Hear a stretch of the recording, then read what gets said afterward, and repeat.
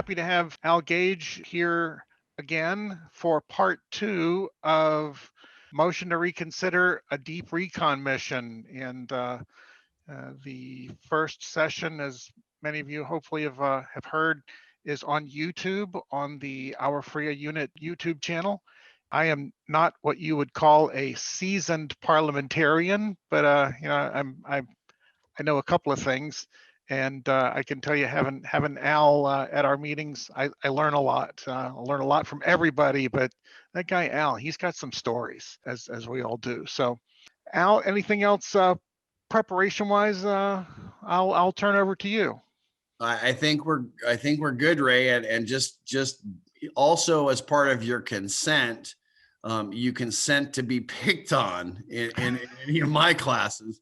We're going to go ahead, but first, as part of any good teaching, I'm going to see if we retained anything from the last time. So we're going to do a little role play here.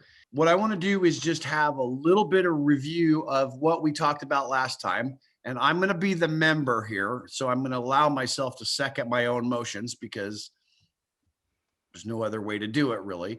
But so we'll start with just a basic reconsideration and process it. So, Madam Chairman. Yes, Mr. Gage. I move to reconsider the motion to have a barn dance. It has been moved to reconsider the barn dance. Is there a second? Madam President. You might want to talk to your parliamentarian. Okay, parliamentarian. You need a second. That's what I said. Is there a second? Okay. That's what I just said. Sorry. Okay. Is there anything else that you need to know? Yes, I need to know on what side did you vote? Okay, so I want to for the motion for the barn dance. I want to point out to you that she did that perfectly. Because if you ask, did they vote on the prevailing side, and they say yes, they may not know what that means. Right? So if you ask which way they voted, so I'm going to say, I voted yes on the motion and it passed. So go ahead and continue to process it. There is a motion before you to consider and the vote on the motion to have a barn dance. Now, am I correct? Do we open this up for discussion? That is correct. Is there Yes, you did. is there discussion on this motion? Okay. All right. So then we're going to start over, completely over, and I'm going to maybe throw a few curves here. So there's no motion on the floor. Madam President. Yes, Mr. Gage. I move to reconsider the motion that was passed at the last meeting. Okay, that motion, since it was passed at the last meeting, then that motion would be out of order because of the timing. Correct. It would be out of order because it has to be made on the same day in a session of 1 day. And we're at this point, we're assuming that that session is 1 day. And then, so that motion would be out of order because it was passed at the last meeting. Now, let me play at another scenario. See, now we're going to get into the weeds a little bit, so I'll help if I have to. Madam President. Lucy, please stand by.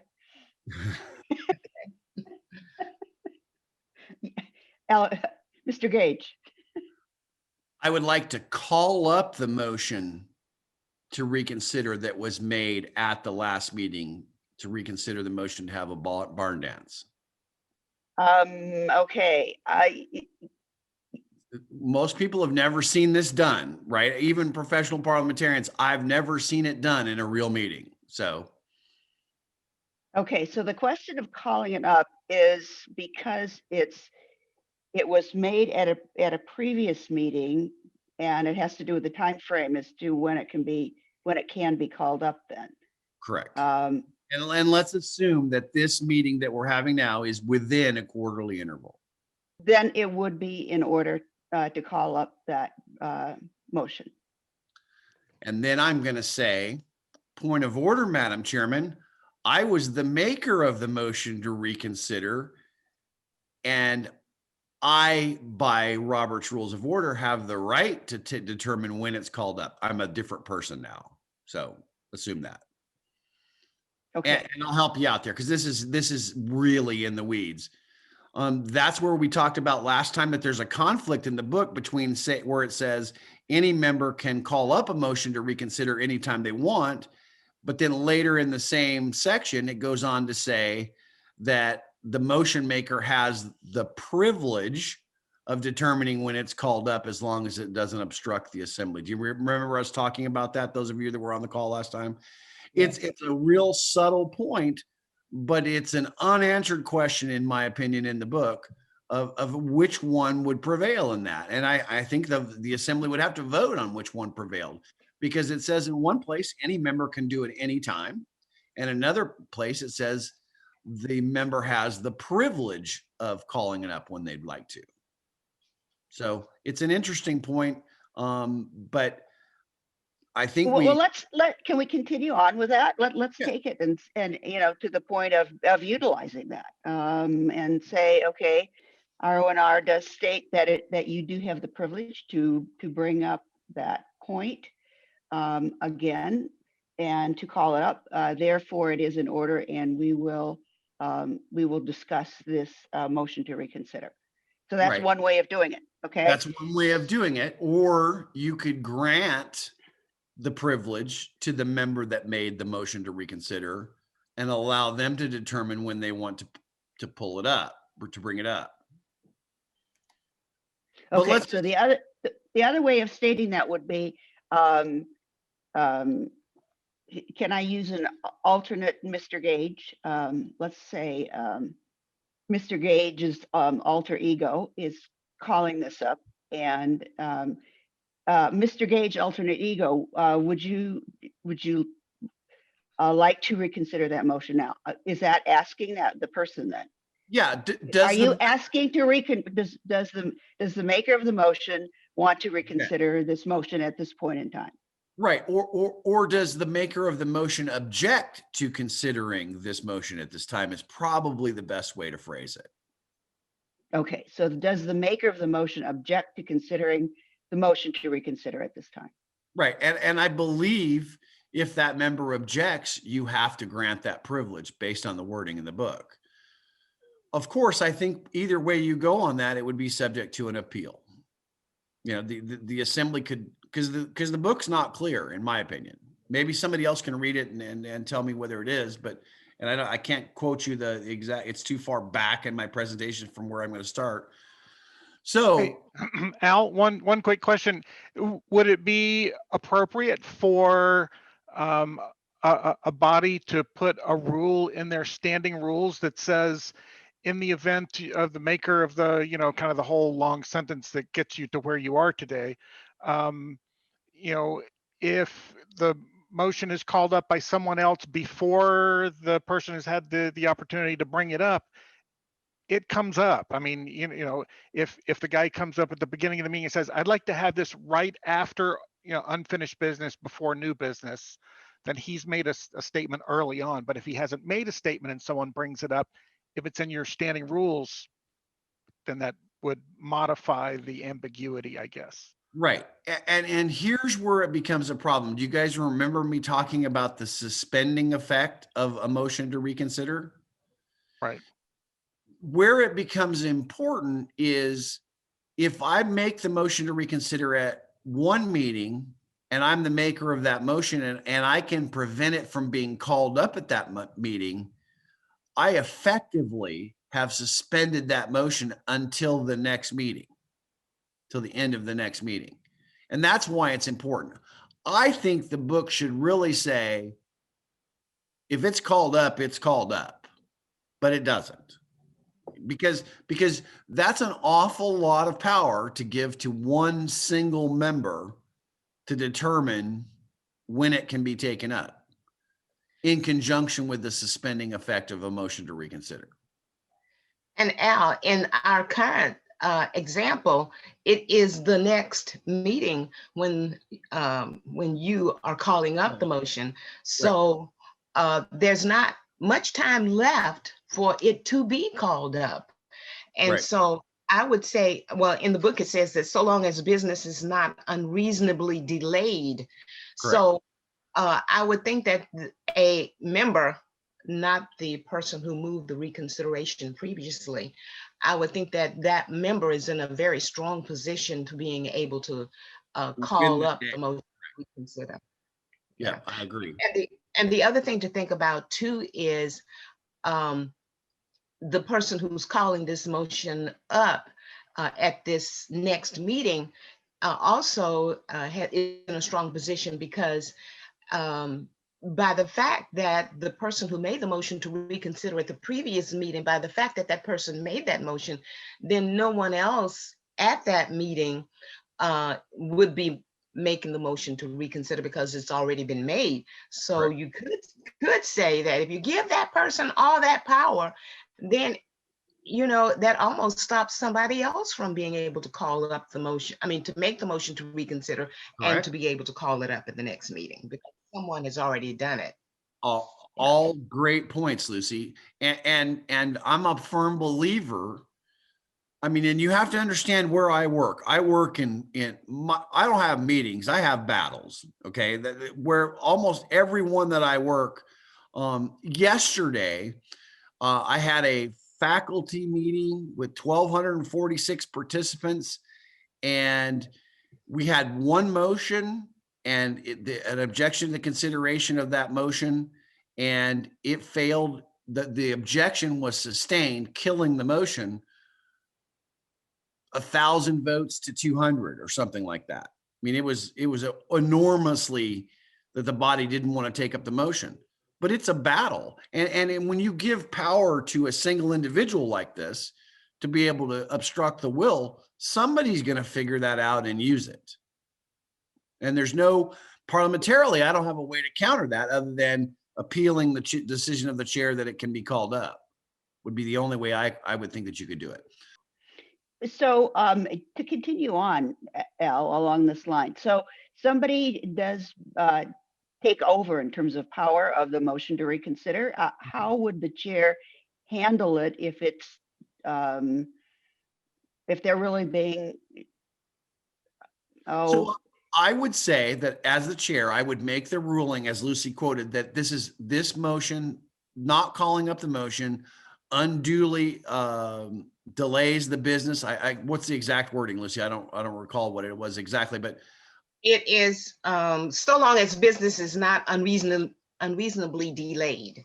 Right. So not allowing this Okay. motion to be called up. The chair makes the ruling that not allowing this motion to be called up unreasonably delays the progress of the meeting.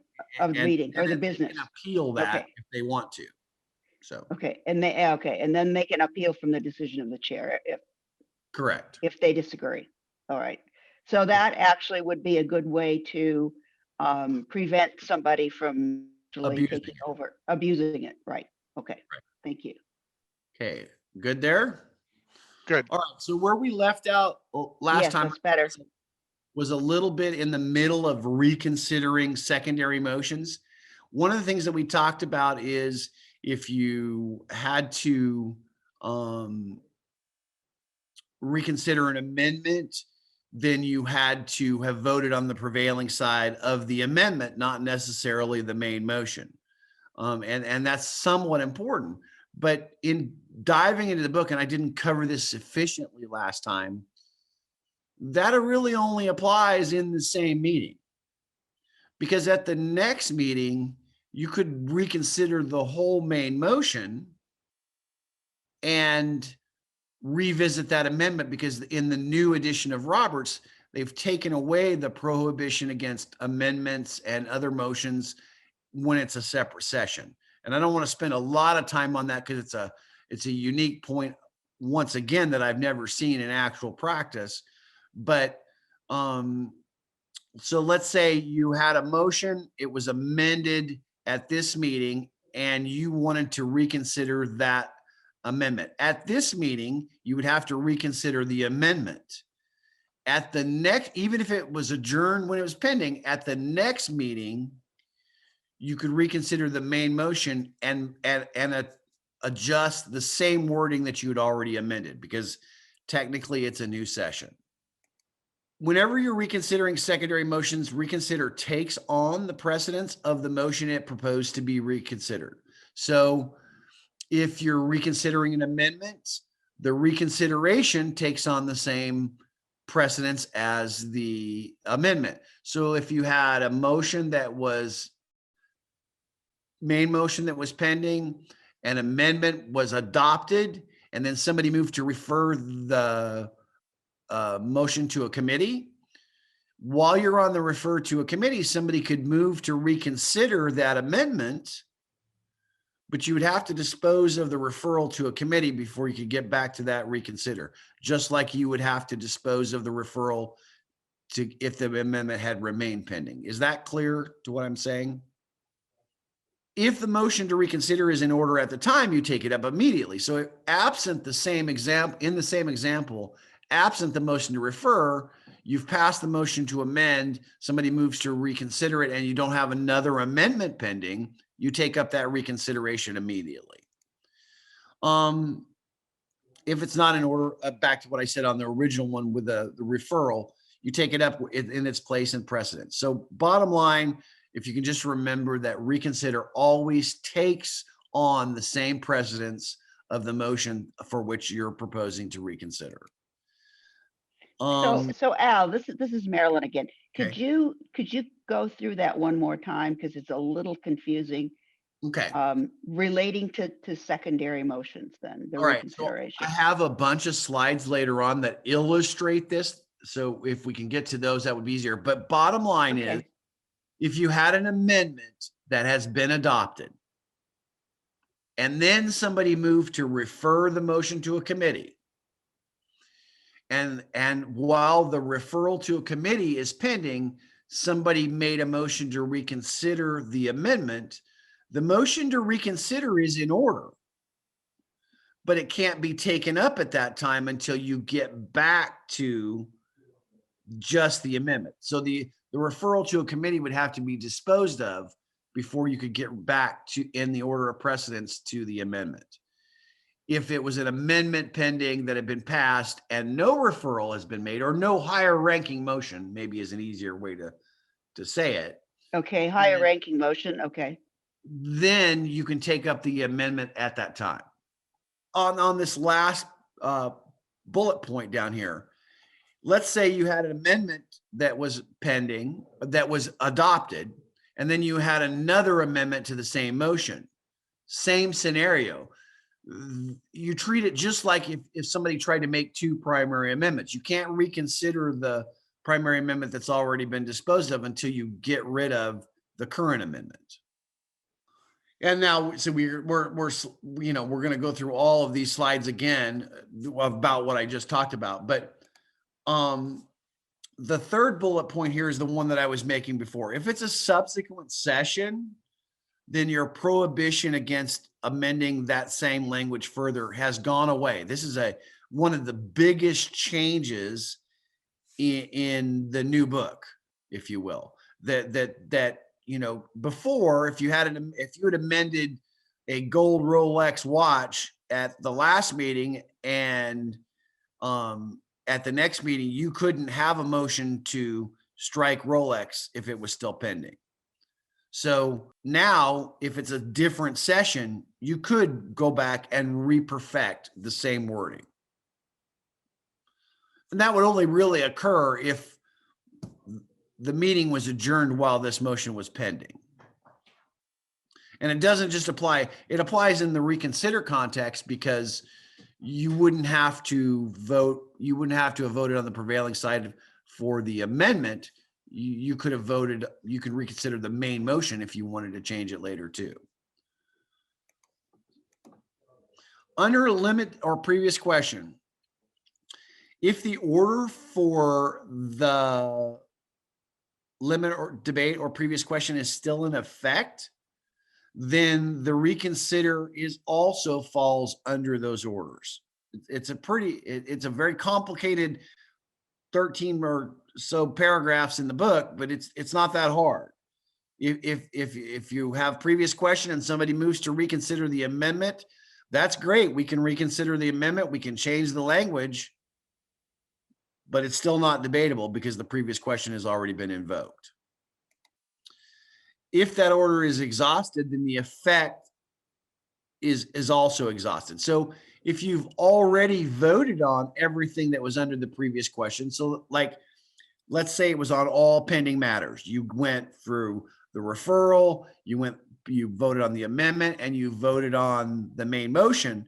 As soon as you voted on the main motion, or whichever one was the last item of business that the previous question or limitation of debate was ordered on, if subsequent to that, somebody makes the motion to reconsider, it's not subject to that because you've already exhausted your previous question or limitation of debate.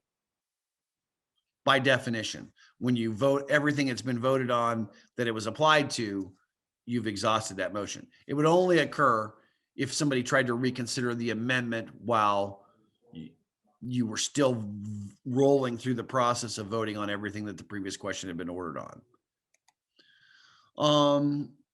This is one I just talked about. Or the end of the session. The previous question also applies when it is exhausted when you end the session, or when it's referred or postponed. So same example, we have a motion to refer it to the resolutions committee and report back in 2 hours. We have an amendment pending, and we have a main motion pending when the previous question is ordered on all pending business. We refer the motion to a committee.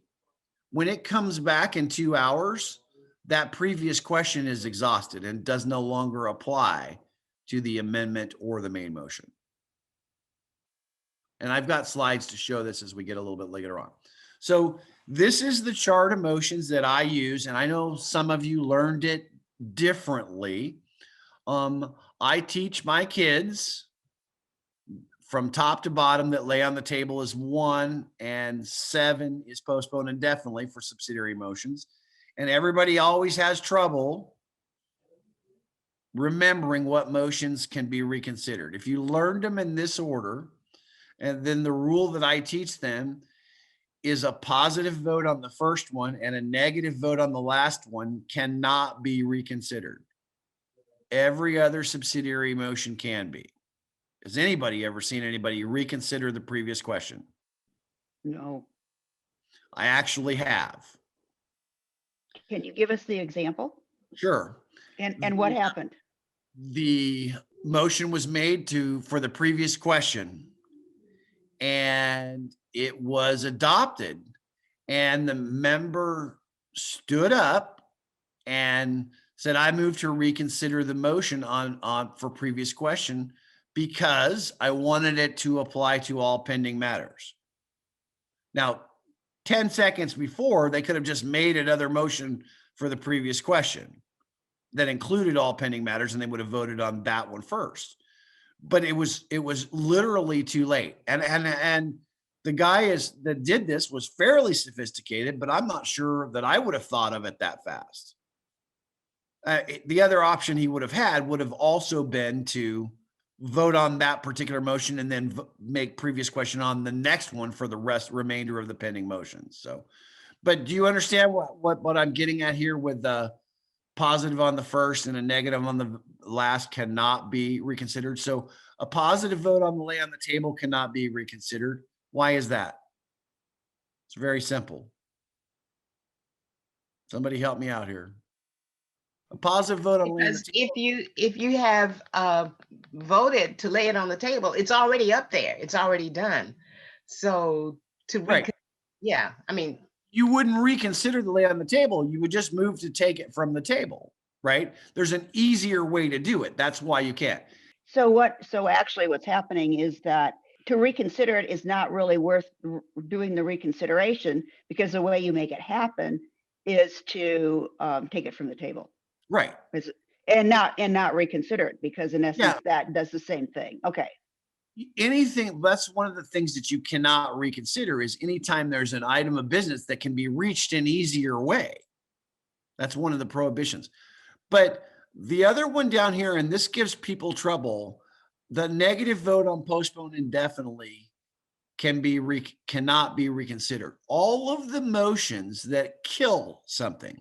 So this motion, postpone indefinitely and object, you cannot reconsider a vote that doesn't kill it.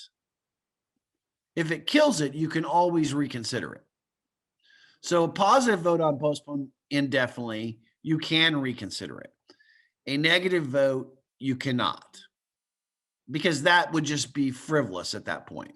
You know, now you're giving them the third bite at the apple to try to defeat the motion by reconsidering the postpone indefinitely. The other thing that's beautiful about this, and as a side note, because I do teach kids, is if you learn it this way, it's very convenient that the second one and the third one require a 2/3 vote. All right, so now we're going to play some games with, and I'll need you guys to unmute and participate here a little bit. So this is the parliamentary situation that you find yourself in. I'll give you a little while to digest this, and you tell me as a chair if you're having a good day or not, if you've got that many motions stacked.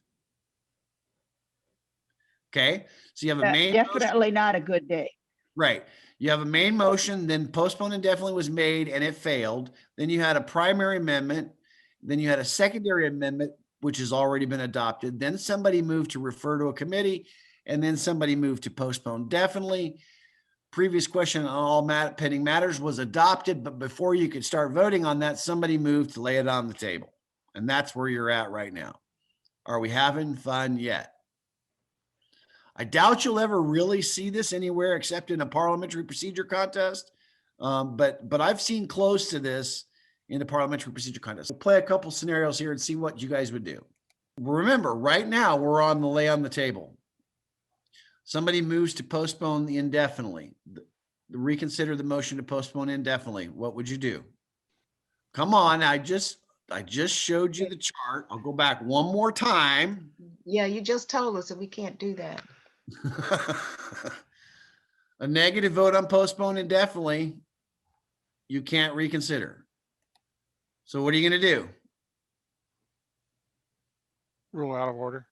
Rule it out of order. That's the correct answer. Next thing that happens, motion to reconsider the previous question. Is that in order? I'd say yes, because the only other one that's not is something possibly lay on the table. Right, but it's in order for a very short period of time. It's in order until you've started voting on the first item underneath it. Does that make sense? Okay, so we all agree on that. A motion to reconsider the secondary amendment. Remember, we're processing a motion to lay on the table right now. So let's forgive the fact that how are they getting recognition from the floor, but they are. Is that motion in order? It's in order, but the secretary has to make a note of it. Correct. In my opinion, it's in order right now. Okay, it's in order, but I can't take it up till I get all the way back down to here, correct? That's one of the things we talked about. Does that make sense? So yes, the secretary would make note that the member had moved to reconsider, provided that he voted on the prevailing side, et cetera, et cetera, et cetera. Okay. All right. So now we've processed everything back down, and the referral failed, and there's a motion to reconsider. So we've gotten rid of the postpone indefinitely, the previous question, and the lay on the table. We're now on the secondary amendment, and somebody moves to reconsider the referral. How would you process it? Is it in order? Let's start there. Yes. Can I take it up right now? I think so.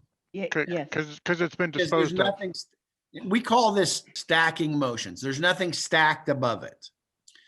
You're on the primary amendment and somebody moves to reconsider the secondary amendment. Is that in order? Yes, you can. Yes, you can. And in my opinion, you can take it up right now. So that's kind of the two questions you've got to ask yourself. Is it in order? And can you take it up right now? Now, after the main motion has been disposed of, it's a little bit different. We'll see how, if we can illustrate that. So this is what happened to all of these motions. Lay on the table failed. Previous question on all pending matters was adopted. Postpone definitely failed. Refer to a committee failed. The secondary amendment was adopted. The primary amendment was adopted. The postpone indefinitely was lost, and the main motion was adopted. So as a chair, you're probably wore out at this point, right? Because you just processed the ultimate stack. But since the main motion has already been adopted, is this previous question still in effect? No. No, because it's been exhausted by you voting on all of this stuff, and you're winded at this point because this has been nothing but 20 minutes of you processing a motion. So let's see what happens. Is a motion to reconsider the main motion in order? Yes, Yes, Sure, it why can be not? reconsidered. Right. Yes. Sure, why not? that's the easy one. Right. How about a motion to reconsider the referral? I think the main motion being adopted has precluded the fact that it needs to go to a committee. You probably can't do the referral to a committee at this point. That's incorrect. Oh, okay. You could, and I've seen this exact example happen. They passed a main motion saying we got to spend $15,000 on this stuff. And later on, somebody says, well, wait, we got to spend that $15,000 over here. So we need to take both of those motions and refer them to the finance committee. I've actually seen that happen. Later in the meeting, something came up to tell them that the motion that they had adopted needed to go to the committee. Okay. So if you unwind all the way back to that, and this is why someone's got to be doing this stacking on paper while you're doing it, and I don't know if it's the president or Correct. secretary, but if you unwind to the point where you refer to the committee, then what you're referring to the committee is the main motion with the secondary amendment Correct. not yet adopted, but proposed. That's correct. Okay. So if it went to the committee, you want to talk about a test question here for somebody, all right? If you did reconsider and referred it to the committee, when it came back, the secondary amendment would be the immediately pending question. The primary amendment would be also pending. The postpone indefinitely would be lost because it was killed when you sent it to the committee, and their main motion would also be pending. So there's about 5 concepts rolled into one there. Double duty. All right. How about a motion to reconsider the lay on the table? Positive on the first one and a negative on the last one cannot be reconsidered, and lay on the table is the first one. Okay, so that would be, yes, you can reconsider it. I think so, but as a chair, I would probably rule this out of order because of the purpose of lay on the table is to get to more urgent business, and we've already disposed of this business. So I think, yes, technically it could be reconsidered, but that would be more likely to be in play while it was pending. Well, once you got down to this point, Al, couldn't you make another motion to lay on the table? I like it where it is at this point. I don't need to reconsider anything, but Well, no, Josh, our because speaker just arrived. the main motion's already been adopted. Well, okay, but So the intent of reconsidering your table is not what table is in this book is intended to do. gotcha. Okay, Al, so what you're saying is that it's not worthwhile to do lay on the table because you don't need that motion because your motion has already been adopted. So There'd be no reason to do the lay on the table at this point in time. Right. The lay on the table reconsideration is technically still in order. But since the motion has already been adopted, it defeats the purpose of table, which is to set aside something for more urgent business. This isn't taking up any of our business. You're actually not agreeing with yourself on the purpose of laying it on the table. Does that make sense? I didn't say that very well, but Okay, so let me see if I have this right. Okay, so lay on the table it's to put something on the table and take up something more urgent.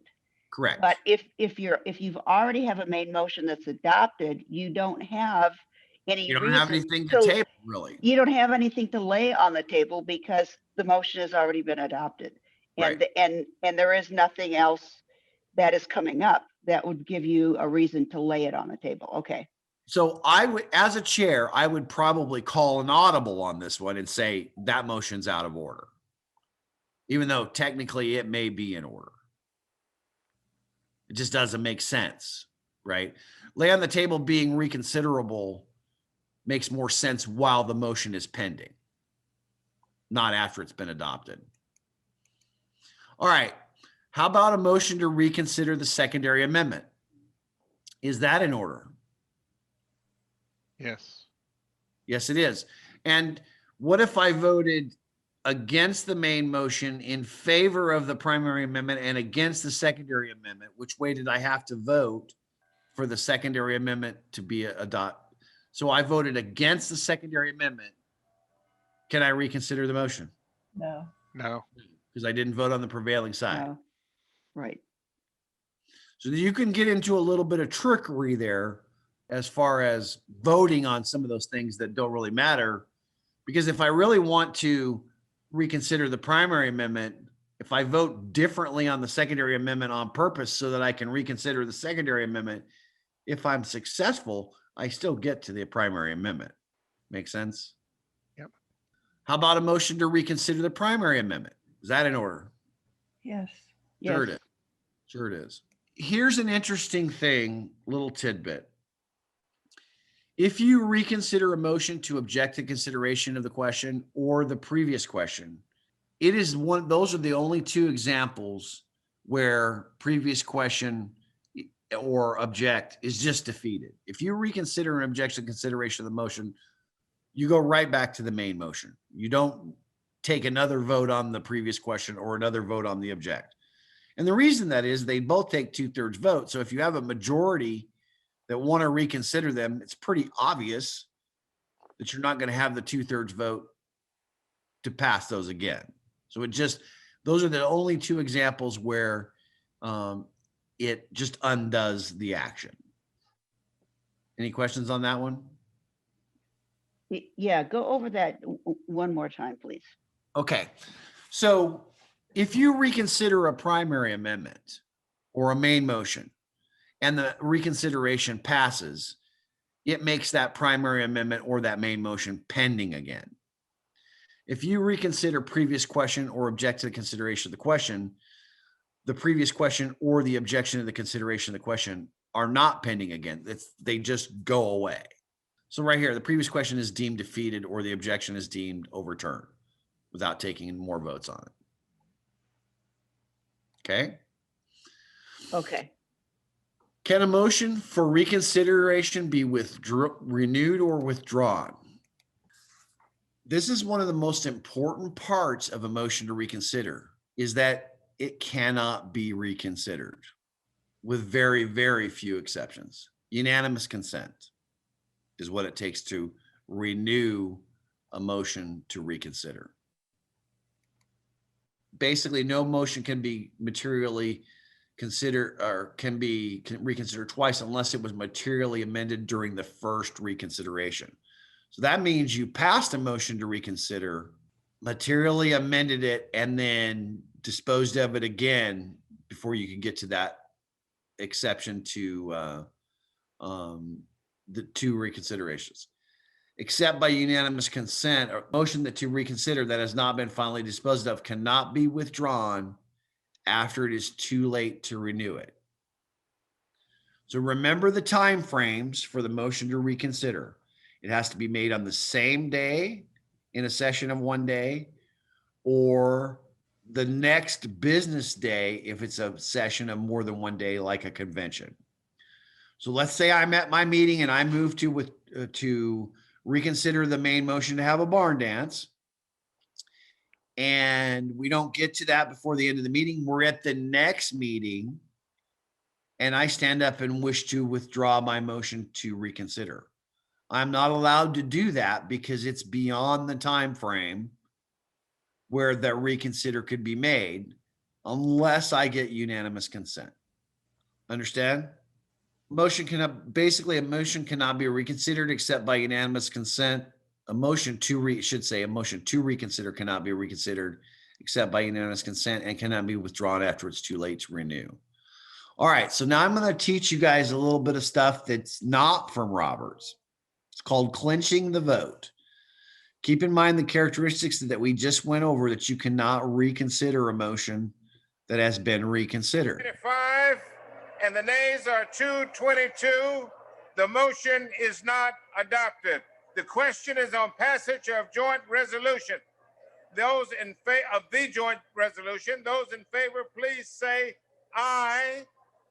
Those opposed, please say no. The ayes have it. The joint resolution is passed, and without objection, a motion to reconsider is laid on the table. So did you catch all that at the end? Do we need to watch it again? Okay, let's watch it again. Okay. 25, and the nays are 222. The motion is not adopted. The question is on passage of joint resolution. Those in favor of the joint resolution. Watch the very end specifically. Aye. Those opposed, please say no. The ayes have it.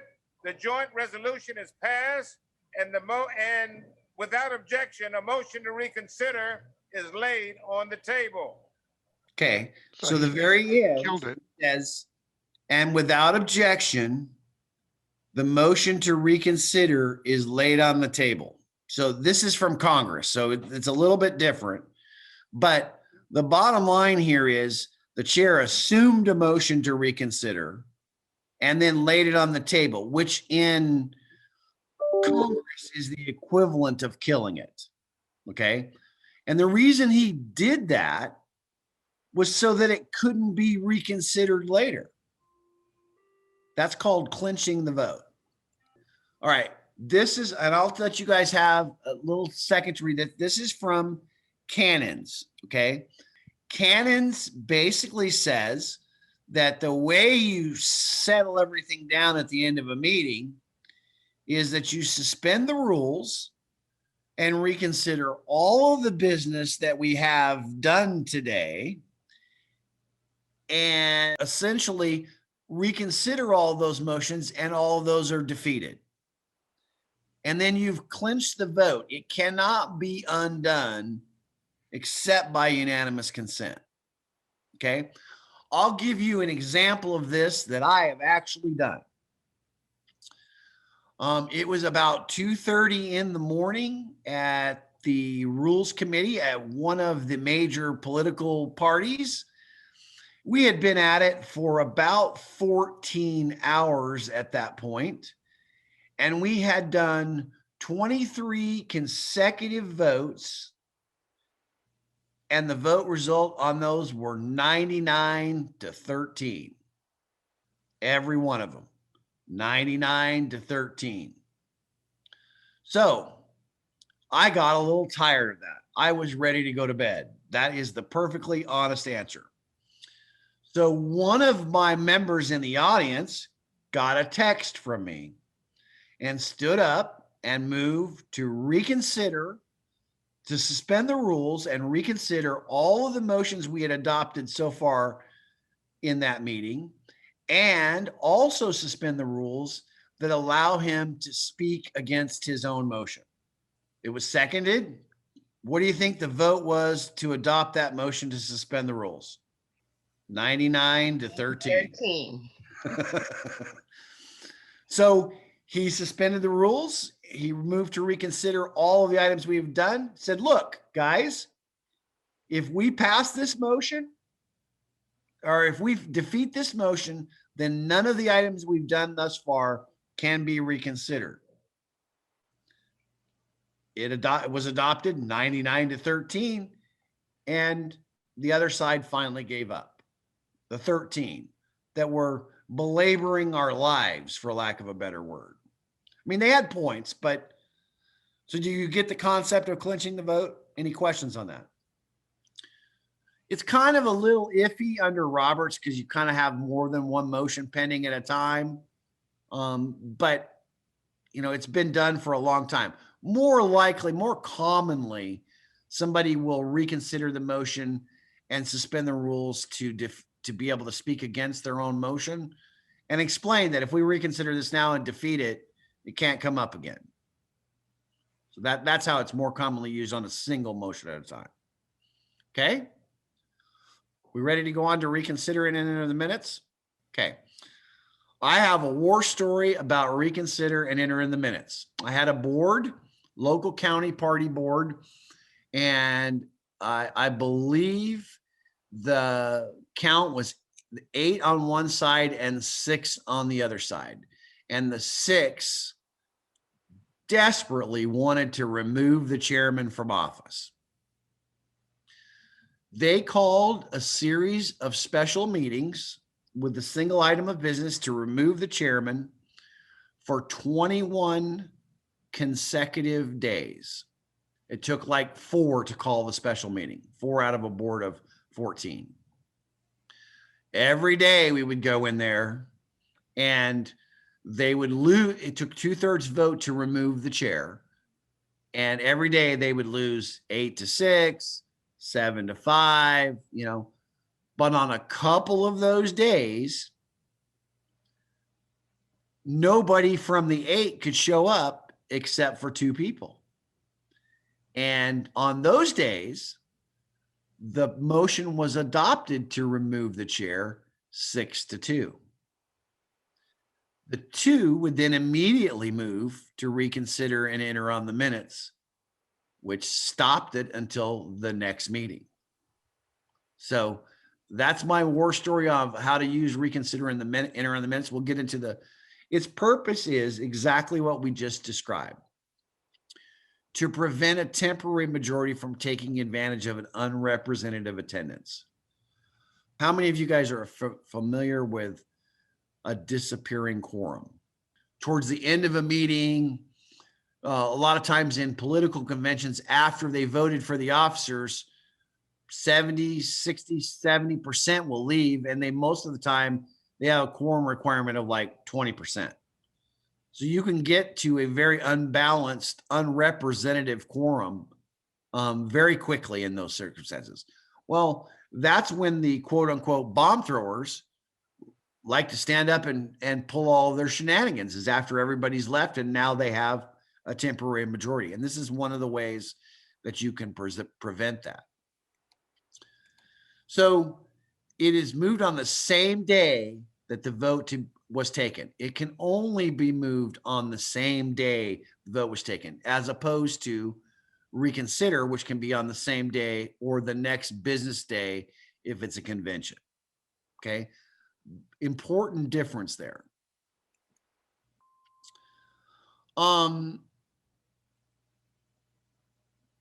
It ensures reconsideration of the question on a different day.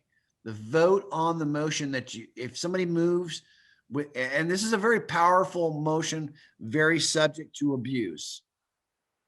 2 people can stop action on a motion with this motion and make it where the suspending effect still comes into play. And secondly, the motion to reconsider and enter on the minutes make sure that you can't undo that for that day. And this is 2 people stopping the assembly from doing what they want to do. Almost the same effect can be had if you move to reconsider and enter on the minutes after the meeting is voted to adjourn, but before the assembly has declared the chairman has declared the assembly adjourned. It's almost the same effect. A member still has to have voted on the prevailing side. So this is where they get caught up on, back to my example. The first time that we did this, and of course they were well coached, and they only had 2 members at that assembly to remove the chairman, one of the 8, which is represented there by only the 2, voted in favor of removing the chair, and they could not figure out what was going on. They really thought somebody had flipped sides. So, but that was the reason.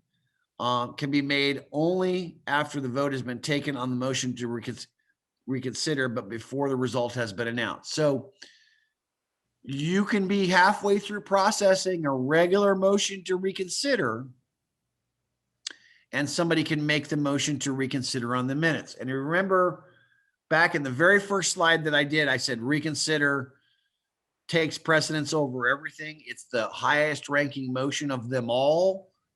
And then it said in parentheses, except reconsider and enter in the minutes takes precedence over everything else.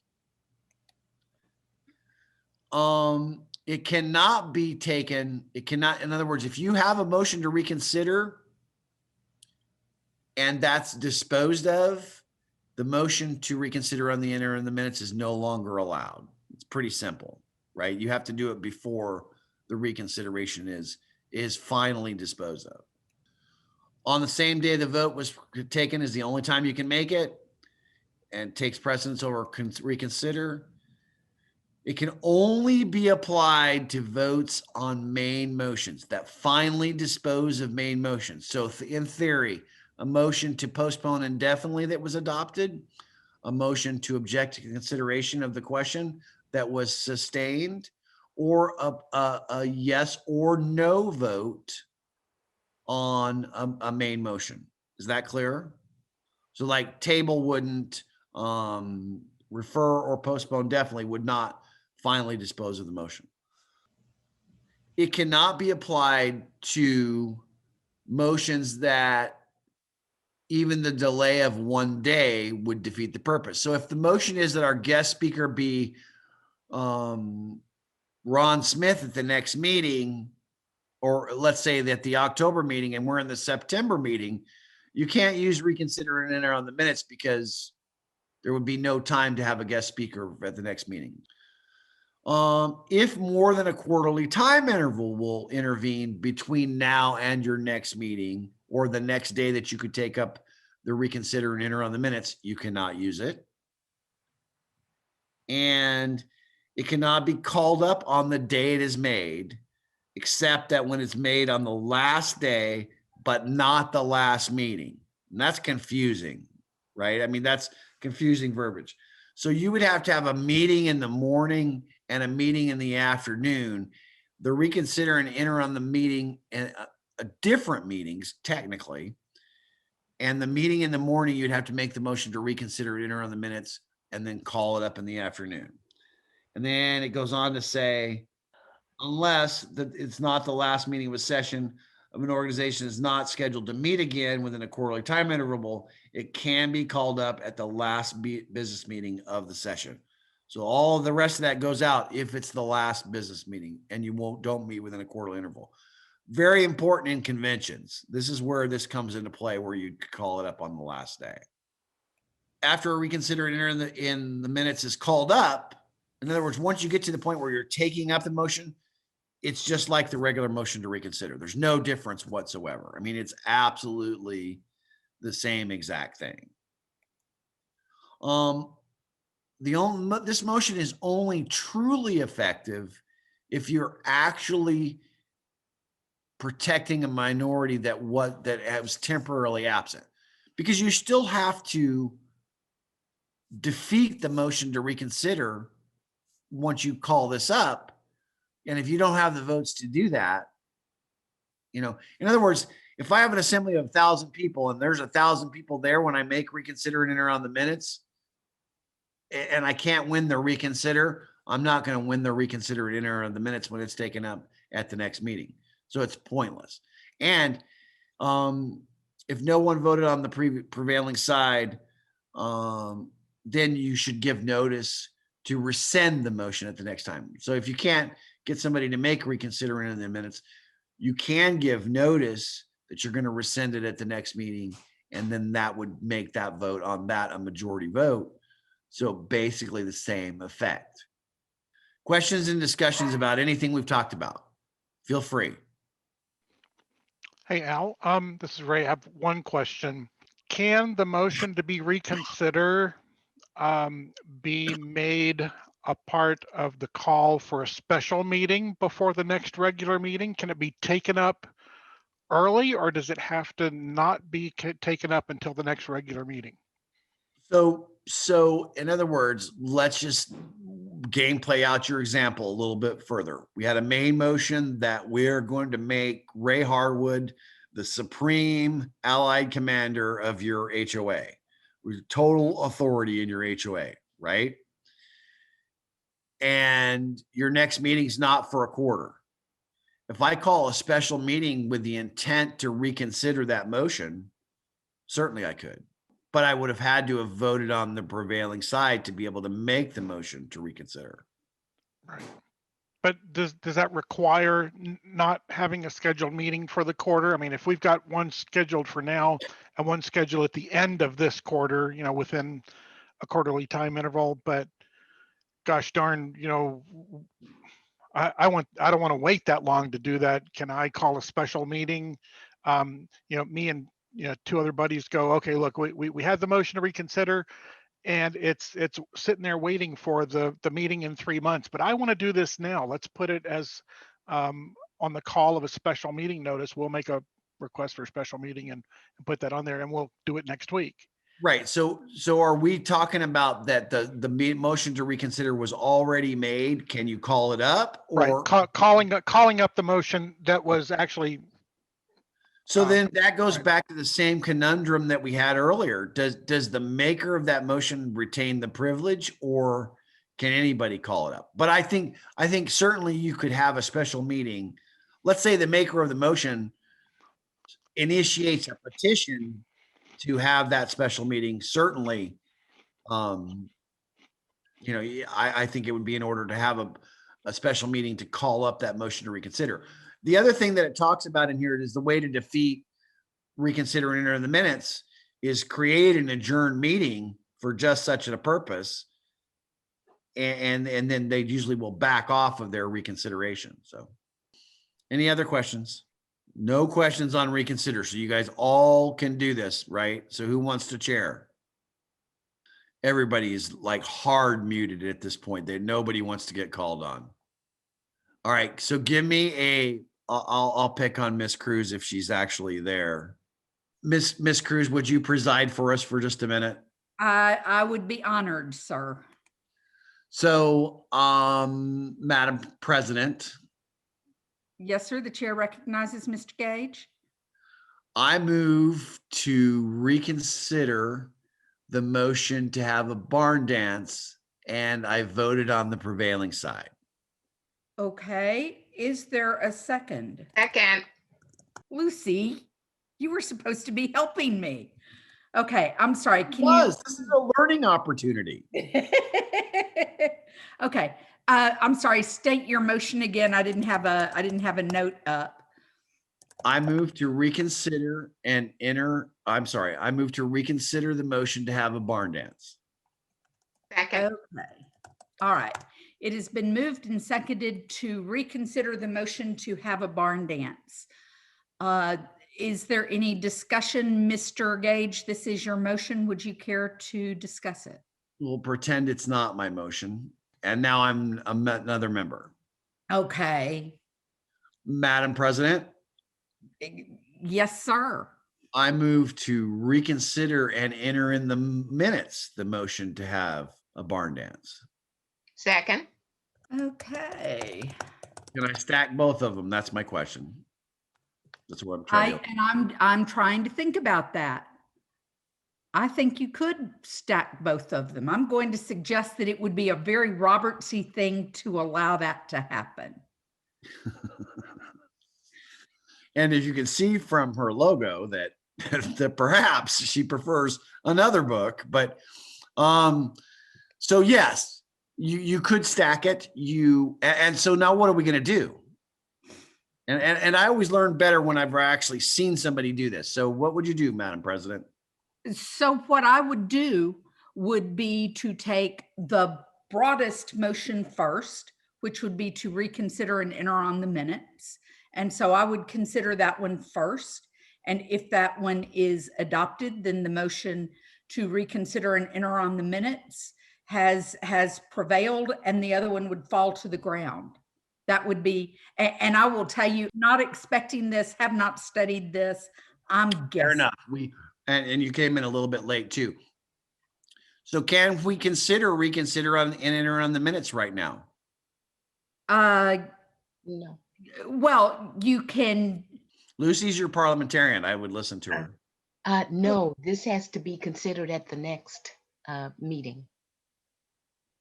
Reconsider and enter on the minutes has to be considered at the next meeting. Right. Okay. So what happened with the reconsider and enter the minutes? Did we not just shut this thing down? That's what I'm saying.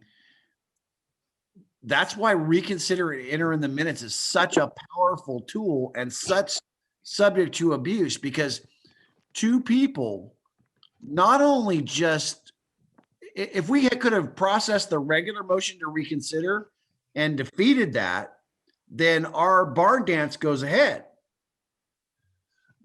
By this motion, reconsider and enter the minutes, two people just stopped us from implementing anything to do with our barn dance. I hate it. I really don't like this motion.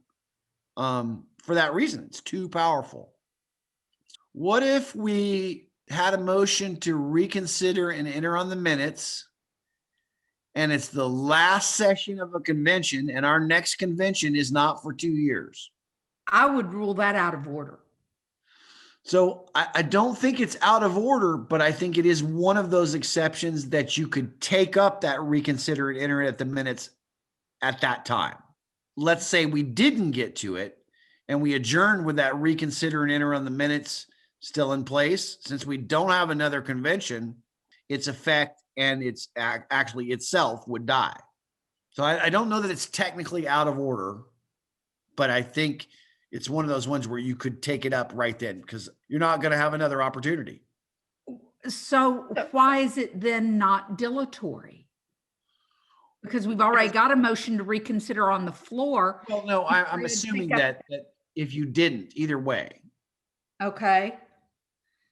Same thing with a motion to reconsider. You could, and at that point, if you can take it up at that meeting, at the end of that convention, for all intents and purposes, it's the same as a motion to reconsider.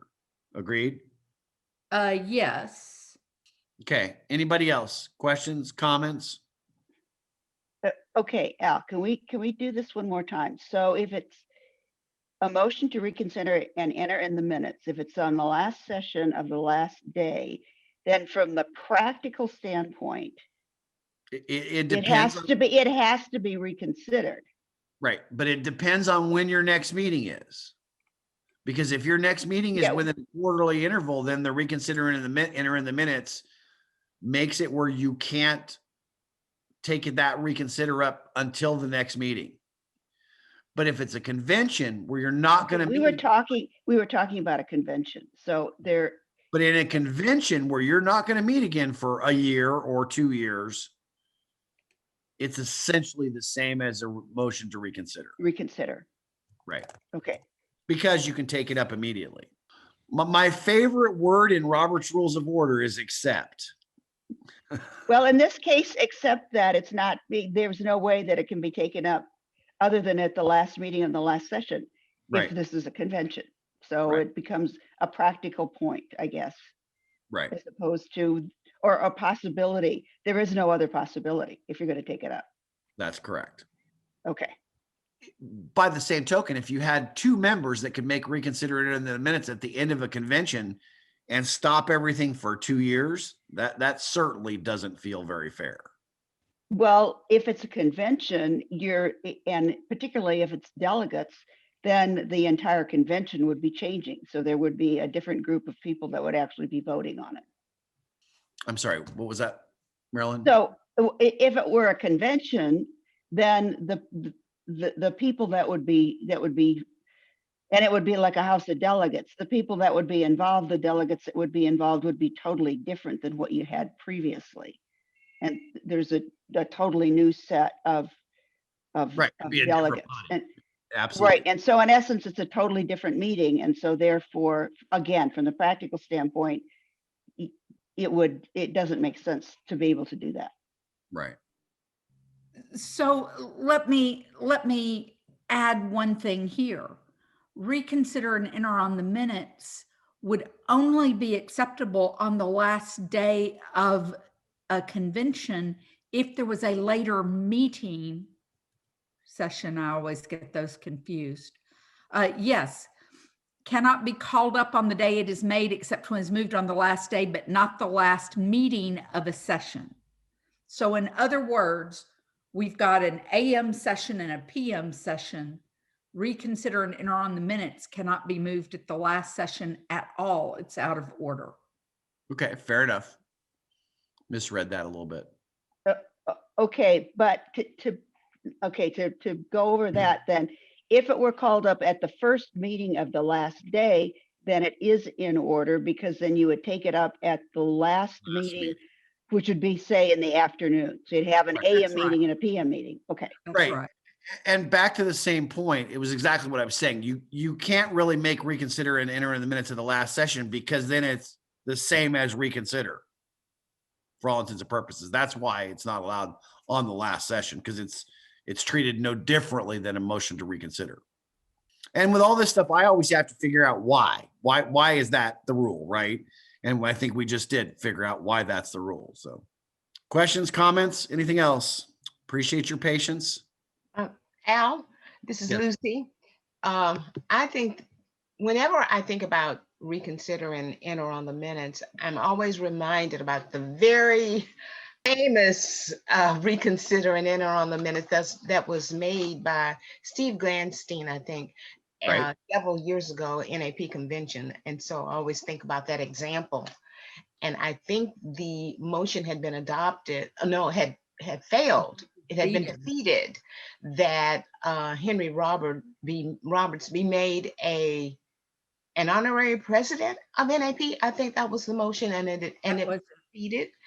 And then Glanstein got up and said, I move to reconsider and enter on the minutes to take up that again. And it was done that next business meeting in that convention. And then there were more people there who were in favor of that motion to make him honorary president, and it passed. Well, if you'll remember, Lucy, go ahead, Al. Yeah, to add to that story, it was a late bylaw amendment, if I remember, that was required to do that. And so it took like a 7/8 vote or something like that. And they barely had the 1/8 to defeat it in the first place. And so not only more people showed up the next day in support of it, it was lobbied pretty hard against that 1/8 to either stay in your seat, sit on your hands, whatever you got to do. But this has to pass, right? So is that what you were going to say, Kay? It was, if I recall, our district meetings were that night, and people came into each of the district meetings and lobbied hard. And the part that they didn't tell everybody, but I knew because I was on the platform committee up there, was that they had already purchased a solid gold gavel and had it engraved. And so they really needed to get this adopted to be able to give the man his gavel.